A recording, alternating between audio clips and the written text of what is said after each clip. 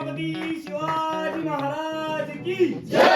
धर्मवीर छत्रपती संभाजी महाराज की जय. हर हर महादेव. मी आता आलो आहे राजवाड्याच्या पाठीशी. आता वाजले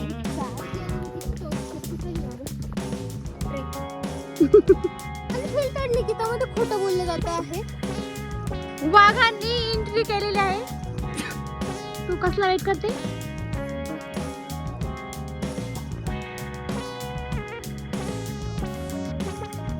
आम्ही इथं गेट कीपर आहे.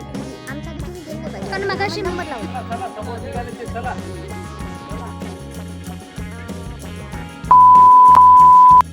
छत्रपती शिवाजी महाराज की जय. छत्रपती संभाजी महाराज की जय. नमस्कार मित्रांनो, तर आजचा ब्लॉग खूप स्पेशल आहे कारण आज आम्ही सगळे फ्रेंड्स मिळून जाणार आहोत राजगडावर सनराईज पाहायला. खूप वेळेस प्लॅन केलं होतं पण यावेळेस ठरवलं की काही झालं तरी सनराईज मिस नाही झाला पाहिजे. तर मग काय निघालो घरातून रात्रीचे 2 वाजता आणि यावेळेस सोबत पोरही घेतले आहे कारण नाईट ट्रेक आहे. सेफ्टी तर पाहिजे ना. हा सह्याद्री मधला आमचा फर्स्ट नाईट ट्रेकचा एक्सपिरियन्स असणार आहे. तर आम्ही आता आलो आहे राजगडाच्या पायथ्याशी. आता वाजले आहेत 4 वाजून गेले. आम्हाला सनराईजला वर जायचं आहे. तर बघू आता आता आमच्यामध्ये खूप जास्त एनर्जी आहे कारण आम्ही जस्ट काय खोटं बोलते म्हणे एनर्जी तर आता आम्ही जस्ट थोड्या दिवसापूर्वी केदारकंठचा ट्रेक करून आलो आहे. सो आता आम्हाला असं वाटतं की हा ट्रेक आम्ही खूप इझिली करू शकाल. बट बघूया आमचे किती फाटते की आम्ही जातोय वर व्यवस्थित. हा आमचा पहिलाच नाईट ट्रेक होता. सो भीती वाटत होती पण एक्साइटमेंट त्याहूनही जास्त होती. त्यामुळे सोबत काही मेल फ्रेंड्स घेतले होते सेफ्टीसाठी. तर सकाळी 4:30च्या सुमारास आम्ही पोहोचलो राजगडाच्या पायथ्याशी आणि तिथून सुरू झाला आमचा खरा प्रवास. सह्याद्रीच्या त्या शांत आणि अंधाऱ्या रात्री ट्रेकिंग करताना एक वेगळीच फिलिंग येत होती. आसपास घनदाट जंगल, सगळीकडे काळोख आणि फक्त आमच्याच ग्रुपचा आवाज आणि सोबत अंगावर शहारे आणणारा हा थंड वारा. काय करतेस तू? ट्रेक. समराली काय करते तू? निकिताने सांगितलंय की असं बोलायचंय की शीतलची वाट बघते. तर काय काहीतरी बोल ना. कशाला मग तसंच चालू राहू दे.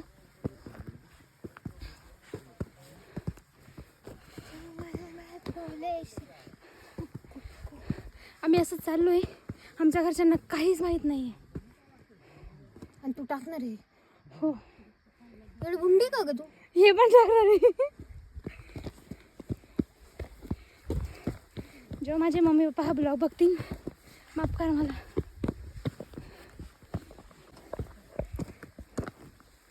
तर आम्ही आज असं चाललोय हा नाईट ट्रेकला. नाईट नाहीये, हा पहाटे ट्रेक आहे. हा पहाडी ट्रेक म्हणजे नाईटला आम्ही निघालो घर ना. ऑलमोस्ट आता आम्हाला वर जाता 5 वाजले आणि 5 नाही मॅडम, 5:45 झालेले आहे. सकाळी का खोटं बोलते आता तीच ग. तर अनफिल्टर्ड निकितामध्ये खोटं बोललं जात आहे. 5:45 वाजलेले आहे आणि गाईस तुम्हाला सांगते 5 वाजले. I am sorry guys. माझं लक्ष नव्हतं करायला आपलं. सो मला वाटलं की 5 वाजले पण 5:30 वाजून गेले. सो मला दिसत नाही. 1 मिनिट थांबा. तर माझ्या घरच्यांना याची काही आयडिया नाही आहे. व्हिडिओ बन. काय बोलू का आता मी? विसरून जाते यार मी. वाघांनी एंट्री केलेली आहे.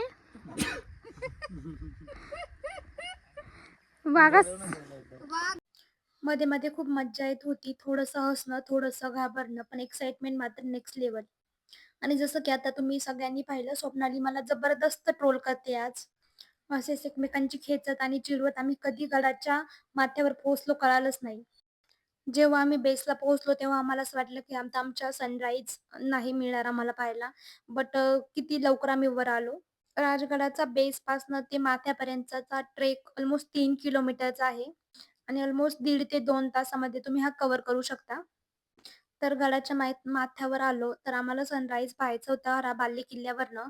पण बाले किल्ला खूप जास्त वर आहे. सो आम्ही सुवेळा माचीवरनं पाहायचा ठरवला. सो आम्ही अंधारातच सुवेळा माचीच्या दिशेने निघालो. 6:30 वाजले होते आणि आकाशात हलकासा नारंगी पट्टा आला होता, म्हणजे आता सनराईज होणार आहे. तर सगळ्यांना खूप जास्त एक्साइटमेंट होती. सो त्या एक्साइटमेंटमध्ये आम्ही जास्त शूटच नाही करू शकलो. सुवेळा माचीवर आलो तर तिथे ऑलरेडी खूप जास्त लोक आले होते आणि सनराईजचा वेट करत होते. आम्हीही बसलो मग वेट करत. तू कसला वेट करते? सनराईज. एकदम मिडनाईटला उठून रात्री ट्रॅव्हल करून मग ट्रेक करणं आणि सनराईजच्या आधी पोहोचणं गडावर खूप अवघड आहे. पण तुम्ही जर एकदा सनराईज पाहिला तर तुमचे सगळं थकवा, तुमची सगळी थकलेली बॉडी सगळं निघून जातं, कारण व्ह्यूज इतकं सुंदर आहे. तर आता खरी स्टोरी आहे. आम्ही सनराईजसाठी तर गडावर आलो. सनराईजचा टाइम होऊन गेला. ऑलमोस्ट 7:30 वाजले, पण सूर्यदेवता दिसायचे नावच घेत नाहीये. सगळीकडे लख्ख प्रकाश पडलाय, पण सूर्यदेवता कुठे आहात तुम्ही? नंतर हळूच एक सफरचंदासारखं काहीतरी वर आलं. मग आम्हाला कळलं, अरे हा तर सन आहे. मे बी पावसाचे थोडे वातावरण झाले होते, सो सूर्य ढगांच्या मागे लपला होता, पण नंतर तो थोडा वर आला. सो नंतर असं क्लिअर दिसायला लागलं, पण आम्हाला असं प्रॉपर डोंगरामधनं सूर्य वर येताना पाहायला नाही मिळाला. पण ठीक आहे, आला तर खरा वर. आम्ही त्यातच हॅपी होतो. ते म्हणतात ना, राजगड कधी नाराज करत नाही, ते खरंच आहे आणि आज खरं पटलंही.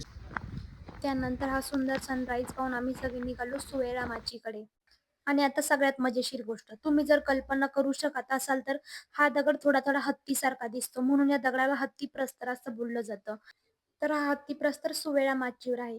फायनली आम्ही सुवेळा माचीवर पोहोचलो. तिथे काही फोटोज काढले. त्यानंतर आम्ही आलो नेडे बघायला. नेडे बघायला तुम्हाला थोडं ऍडव्हेंचर करून वर जावं आम्ही नंबर लावलाय वर जायला. इथे जायचं आम्हाला.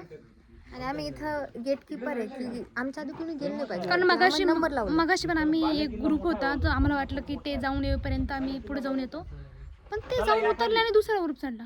आता पण एक ग्रुप वेट करतो, पण आम्ही इथं दोघीच नाही. सो हम किसी को जानने नहीं देंगे.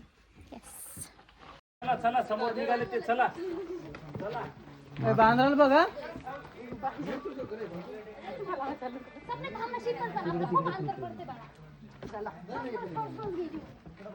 सोबत सोबत जा.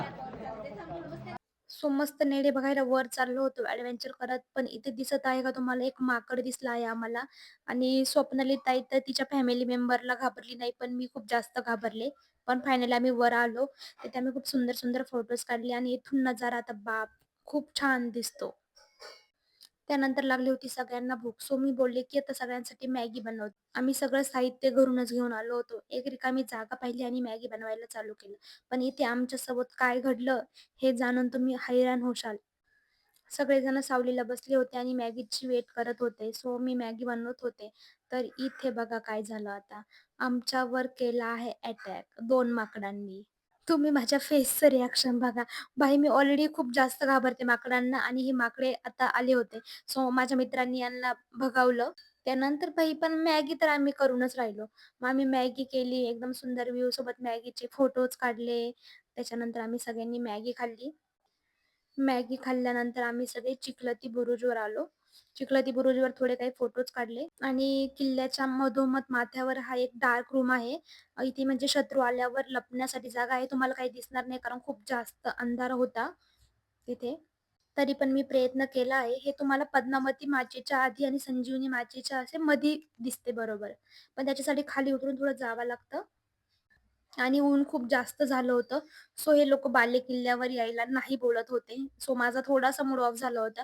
मी खूप जास्त वेळा बालेकिल्ल्यावर जाऊन आले, पण मला दरवेळेस आल्यावर बालेकिल्ल्यावर जायची इच्छा असते. भाई इथे पण आमच्यासारखंच लोकांनी मस्त चूल वगैरे करून मसाले भात लावला आहे.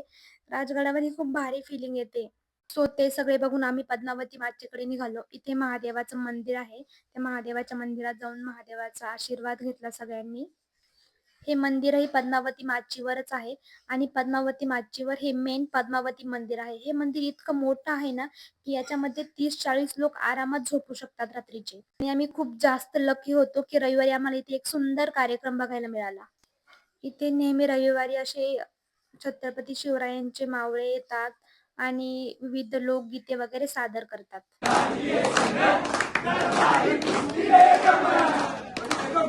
बडी बेगम म्हणजे अली आदिलशहाची आई बर का. नजरेत तिच्या अंगार दरबार झाला गपगार. कोणी घेईना अंगार साऱ्यांनीच मानली हार. इतका अचानक एक सरदार उठला, बोलला मैं लाऊंगा शिवाजी को. आणि त्यानं विडा उचलला. नाव त्याचं अफजल खान.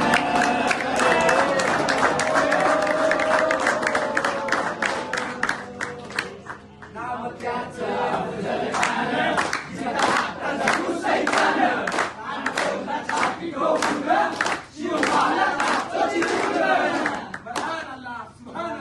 कौतुक झालं दरबाराचं. खाणं निघालं मोठा करून निघत. याचं घोड दळ पायदळ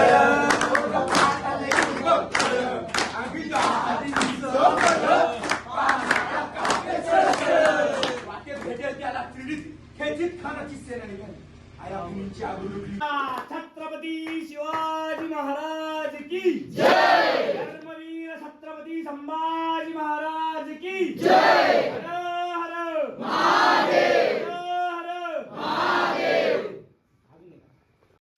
त्यानंतर पद्मावती माचीवर ह्या 2 पिण्याच्या पाण्याच्या विहिरी आहे. ह्या एकदम पद्मावती मंदिराच्या शेजारीच आहे. आज रविवार होता तर इथे खूप जास्त गर्दी झाली होती, पण इतर वेळेस तुम्हाला गर्दी नाही भेटणार. इथे काही मुली आल्या होत्या ज्या काठी शिकत होत्या. त्यानंतर आम्ही गेलो बघायला पद्मावती तलाव. हा तलाव गडाच्या एकदम उताराला आहे की गडावरचं सगळं पाणी इथे येऊन साचणार. शिवाजी महाराजांनी खूप जास्त बुद्धी लावून हे सगळं बनवलं होतं. आय होप मी खूप गोष्टी कव्हर केल्या आहे आणि आय नो मी बालेकिल्ला आणि संजीवनी मॅचची कव्हर नाही केली. सो मी ती नेक्स्ट ब्लॉगमध्ये नक्की कव्हर करेल. आणि आता थोडं जास्त ऊन लागायला लागलं होतं आणि माझ्या फ्रेंडला थोडा त्रास पण व्हायला लागला होता. सो आम्ही इथूनच घरी गेलो. ब्लॉग बघण्यासाठी धन्यवाद. थँक्यू. Bye bye.